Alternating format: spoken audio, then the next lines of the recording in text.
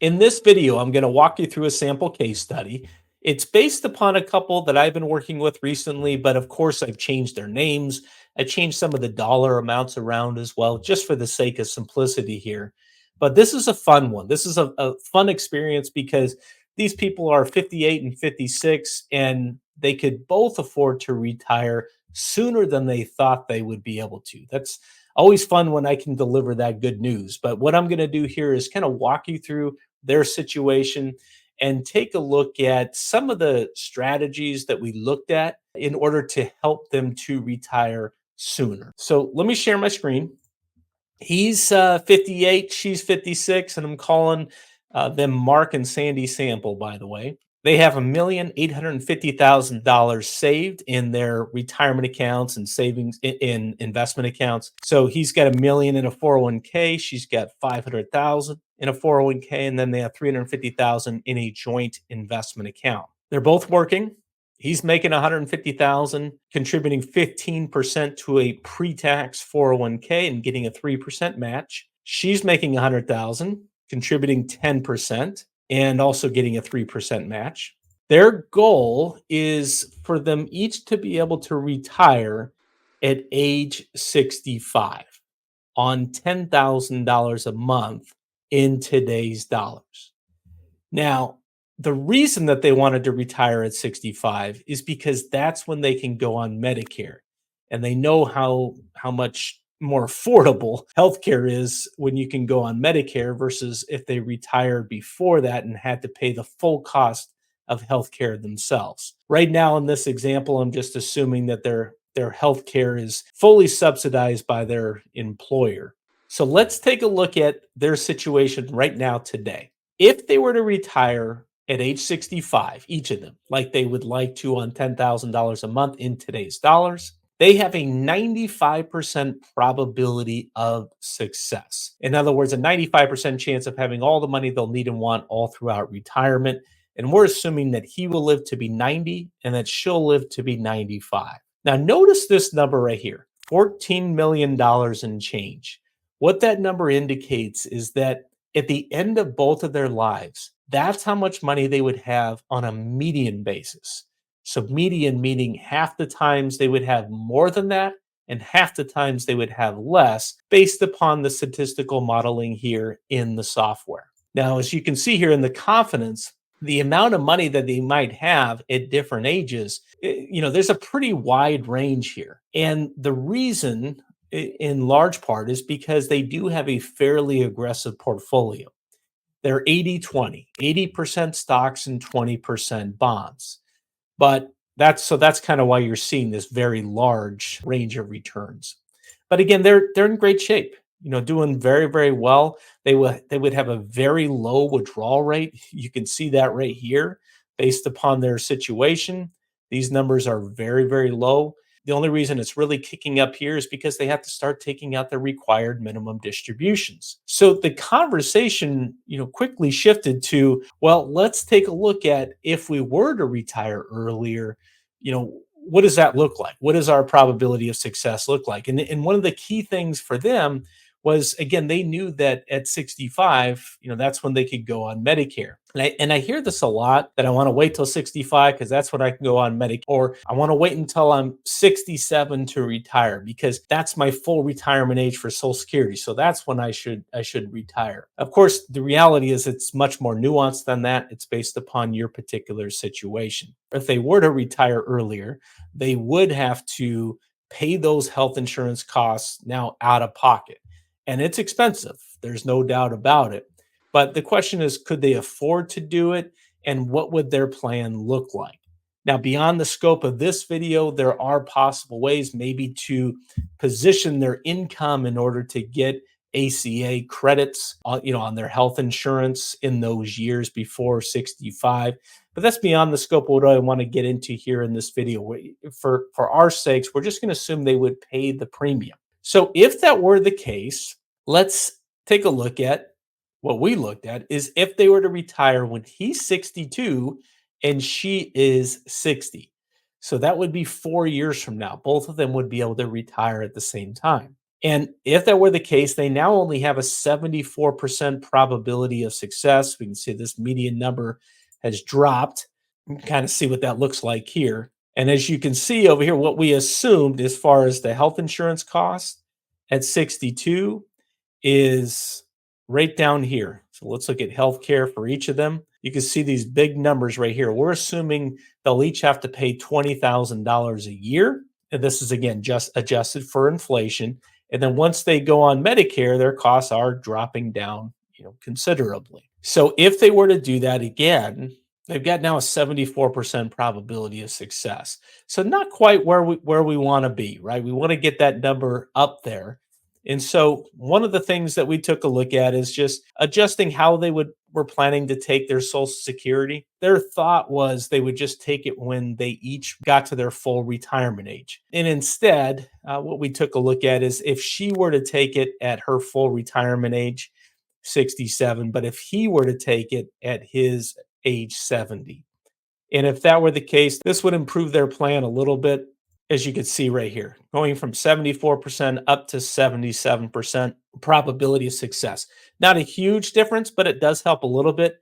The other thing that it will help out with is that if, when one spouse passes away, you're going to lose that smaller check, and his Social Security check is the higher one. So that survivor check will be for a higher amount by going with that strategy. So that's one thing that we took a look at doing. The next thing that we took a look at was incorporating some Roth conversions.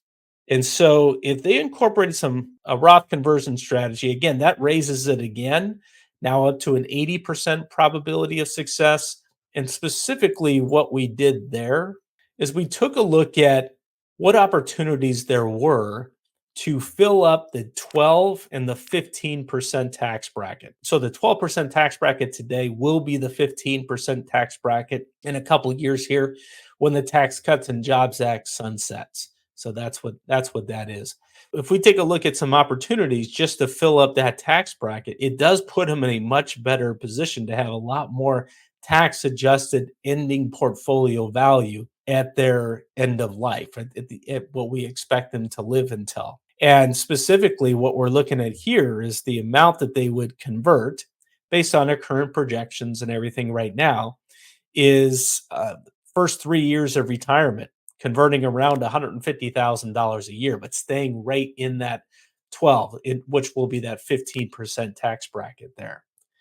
So that's the calibration change that we looked at on that side. Again, putting them in a little bit better shape. And actually, let me show you right here, kind of just as a comparison. You could see the difference right here. And a lot more would be tax-free dollars down the road, as opposed to fully taxable. The next thing that we wanted to take a look at was adjusting their spending needs throughout retirement. Most people tend to spend less as they get older on just basic living expenses. Now, healthcare costs are separate, so we're not talking about that. But as far as other living expenses, what we wanted to take a look at is instead of them spending $10,000 a month and then adjusting that for inflation all throughout retirement, that we would start at 10,000, adjust it for inflation, and then at age 75, scale that back by 10%. And then at age 85, scale that back again by 10%. And if they were to do that, we can see that the probability of success here moves from right now, it's at an 80%, and then it'll jump up here to an 87% probability of success. So, pretty big improvement just by adjusting those spending needs. This is typically how most people spend in retirement. So let's look at the next thing we wanted to look at is, just kind of taking a look at their portfolio. Right now they're, again, 80-20 mix, as I mentioned earlier. And our assumptions here are that their average rate of return over time is 7.9%.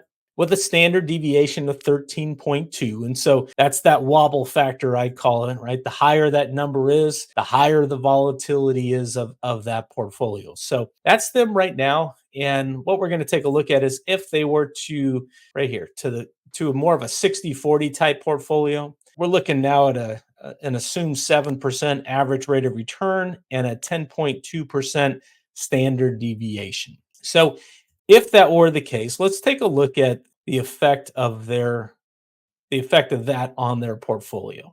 So we're going to change to more of a 60-40 mix here. So if they change to a 60-40 portfolio, as you can see, it improves the probability of success from 87 to 90. It does reduce the median amount of money that they would have at retirement, as you can see here, because they're not being as aggressive. But because they're not being as aggressive, they have a little less of a likelihood of running out of money either. So that's what the impact would be there. So we can kind of look at the trade-offs on that side. And here's what that confidence looks like of that 60-40 portfolio.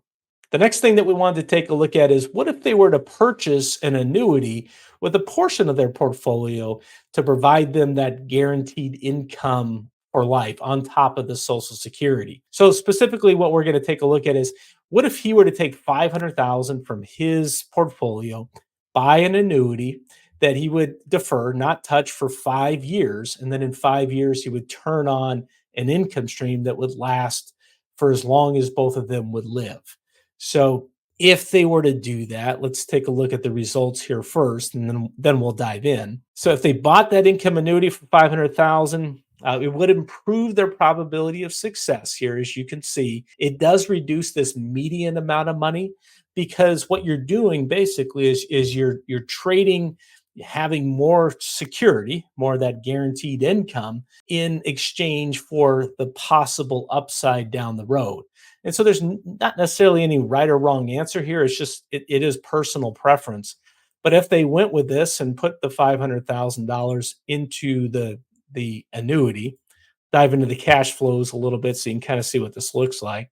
You'll see that we deferred this for 5 years. They're actually retiring here in 4 years. So that wouldn't start here, but it would start here in the fifth year, and then they would get about $45,000 that would continue on for life. And if we look down here at these cash flows, we see the annuity payment here. We see their Social Security start to kick in. And by the time he takes his Social Security, if he waits till 70, like we were looking at, between that and the annuity, they've got $166,000 of income. Their total expenses are 182. They've got 23,000 in taxes. So, the total that they need between their income needs and taxes is about 205,000. So the annuity and the Social Security would cover most of that right here. And then they would just have to get the additional amount there from the portfolio. So if they wanted to, just for fun, I'm not saying that they would want to, but just to kind of see, kind of compare and contrast more of an extreme example, if they took $1 million and put that into the annuity, that would really increase their probability of success now up to 99%. And so you can see that right here with the confidence. There's you're not going to have as much of the upside as you had before, but there's also a lot more peace of mind and security just because you have that income coming in. And you'll see that right over here. Like if we look at the income flows, let's look down the road. By the time he's 70, they've got $211,000 now, coming in, and they only need $208,000 total between their expenses and their taxes. So they're actually getting more coming in guaranteed from the annuity and from Social Security, and then their portfolio money is just extra. And just for kicks, how much would they have at that age? Again, the rest of the portfolio is invested at 80-20. And so, down the road here, forget what age we were looking at, but they still have this is the annuity money. So that's running out. Once that goes out, though, the payments will continue on the annuity. So they still have about $1.5 million, something like that, on top of the annuity in their portfolio that they won't need for income. So, that's not necessarily the right way to go. There's different choices here. Everyone has to make the choices that are right and that are comfortable for you. But these are some different things to think about in making the decisions on when to retire. The other thing here, by the way, which I realize I didn't cover in this video, but one thing that we talked about is, well, what if they just stop contributing to their 401k now? That would have been another route that they could go and not make those contributions. But for them, they didn't mind contributing to the 401k. They still had more money now than they needed to spend and wanted to spend. And so they figured might as well do it, get the tax deduction, while they're making some good money now today. But that could have been another thing that they could have considered. There's a lot of different things. These are just some different foods for thought and different planning opportunities and such. So hope you found it helpful. If you did, make sure that you like the video and make sure you subscribe. And I'll see you in the next one.